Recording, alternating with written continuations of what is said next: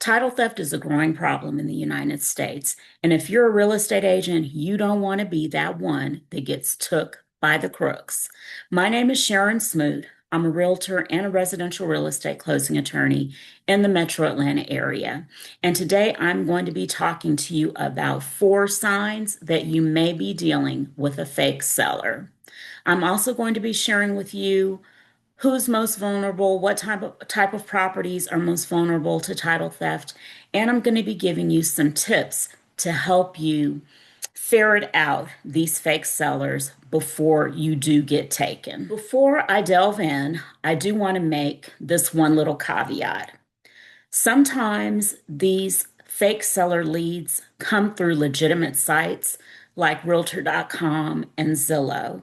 And I don't want you to get lulled into a false sense of security and believe that just because the lead has come through one of these trusted sites that it is actually legit, because a lot of the times it's not. So let's get started. The first sign that you might be dealing with a title thief, a fake seller, is that they only want to communicate via WhatsApp. They'll have reasons for that. They're on vacation, they live out of the country, whatever the case may be. They're going to try to convince you that the only way they can communicate with you and move forward is if you communicate with them via WhatsApp. When I've encountered these types of situations, I tell them I don't use WhatsApp to communicate with anyone that I don't know, and they usually disappear after that. Another sign that you might be dealing with a fake seller is that they have this overwhelming sense of urgency. They've got to get the property listed right now. And they want you to stop whatever you're doing and get them the paperwork so that they can get the property on the market. When you encounter someone who has this exaggerated sense of urgency, you need to be the one to slow things down. And they do this because they know that as real estate agents, we all want a listing. We're all, searching for that next listing. We're all fishing for that next listing. And they think that they can capitalize on that desire that we all have to get listings. So don't be the one to let that sense of urgency make you lose your mind and get involved with one of these fake sellers. Now, along the lines of wanting to communicate via WhatsApp is this sign that you might be dealing with a fake seller. And that is that they want to send you a Zoom link so that you can communicate face to face. Now, many of these scammers have gotten hip to the fact that we as agents have gotten hip to the fact that they want to communicate exclusively via WhatsApp. So now what they're trying to do is lure us in by offering to communicate via Zoom. But here's the rub. They want to send you a fake Zoom link. It might say Zoom in it, but it's going to say some other foolishness in it too. So always just hover your cursor over that link and see if it says that it is from zoom.com or zoom.us. If it is anything other than zoom.com or zoom.us, that is a sure sign that it is a fake Zoom link. If you click on that fake Zoom link, you might be allowing them to install malware on your computer, keyboard trackers where they can track everything that you type into your keyboard and gain access to your passwords and other sensitive information. So, my best advice in communicating via Zoom is that you insist that you will be the one to provide the Zoom link. Makes sense, right? You have control. Don't let them convince you that they'll send you the Zoom link. You just want to be the one to set up the Zoom call. And you can get a Zoom account for free. So there's no reason why you shouldn't be utilizing that technology and taking control of the communication with this person who has contacted you about selling this property. Now, the fourth sign that you might be dealing with a scammer is that they say they don't care about the price. In what world does a seller not care about the price? Every seller that I've ever dealt with has wanted to get every last penny that they possibly could out of the property. So if you have someone who's just super duper urgent to sell and they say that they don't care about the price, that's a pretty good sign that you're dealing with a scammer. So now let's talk about the types of properties that are more likely to come to the attention of these fake sellers and the types of people who are more likely to be victims of these fake sellers.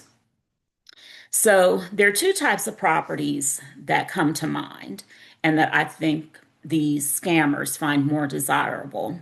The first is land lots, vacant lots. So why are land lots so desirable to these scammers? Chances are they don't have a mortgage on them, number one.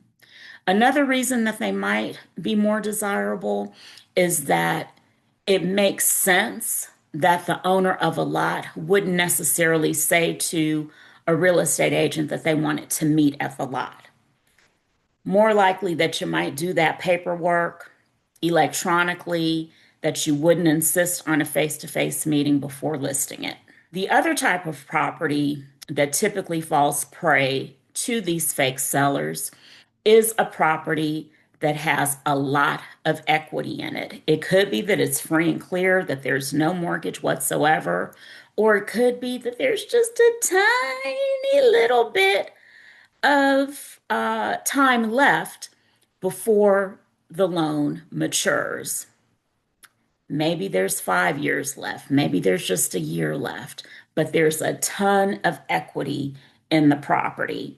And these scammers know that if they can get the right person on the hook, they could potentially walk away with tens, if not hundreds of thousands of dollars. So, what type of people are more likely to fall victim to these scammers? The first is the absentee owner, someone who lives out of state.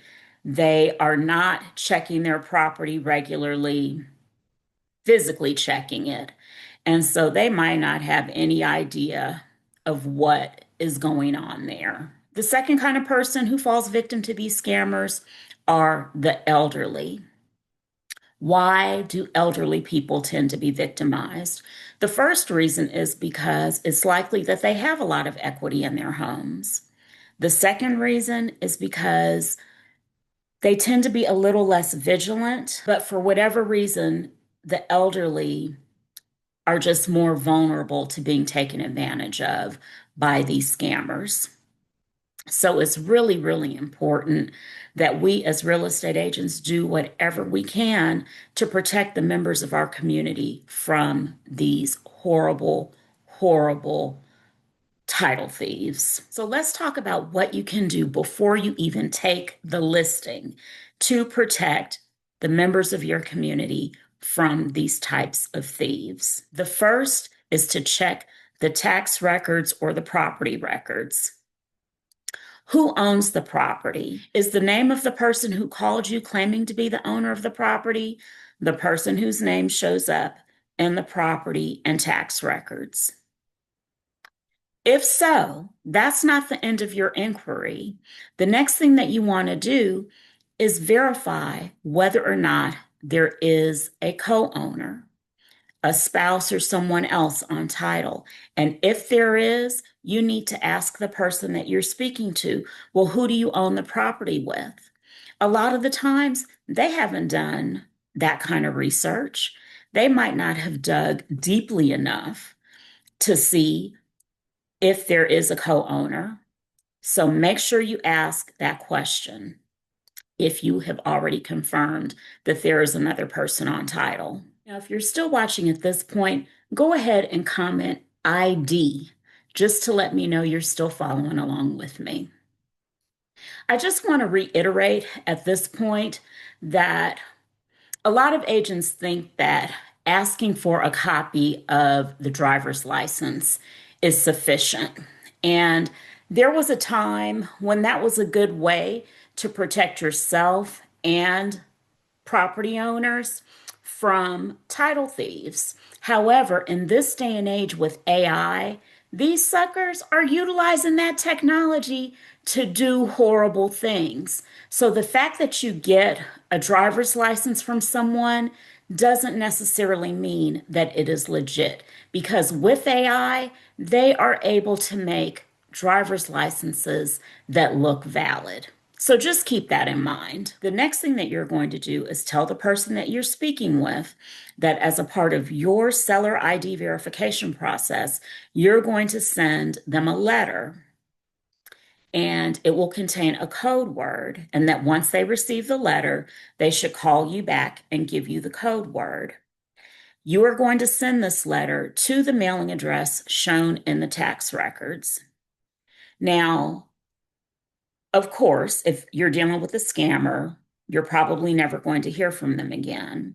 But the great thing about this method of ID verification is that it gives you an opportunity to make a legitimate opportunity to make contact with the true owner of the property. So, what is the letter going to say? It's going to say something like, "Dear homeowner, my name is, and I am a realtor or real estate agent with, and the name of your company. I was recently contacted by someone claiming to be you, indicating that they wanted to sell their property. But as a part of my seller ID verification process, I always send a letter to the homeowner asking them to provide me with the code word contained in the letter, just so that I know that I am actually dealing with the true owner of the property." A lot of the times, when the homeowner gets this letter from you, they're going to call you just to say thank you for being so vigilant and for taking that extra step to ensure that the person that they are speaking with or were speaking with is actually the owner of the property. And when they find out that somebody was trying to sell their property, oh my God, they're going to be so grateful to you.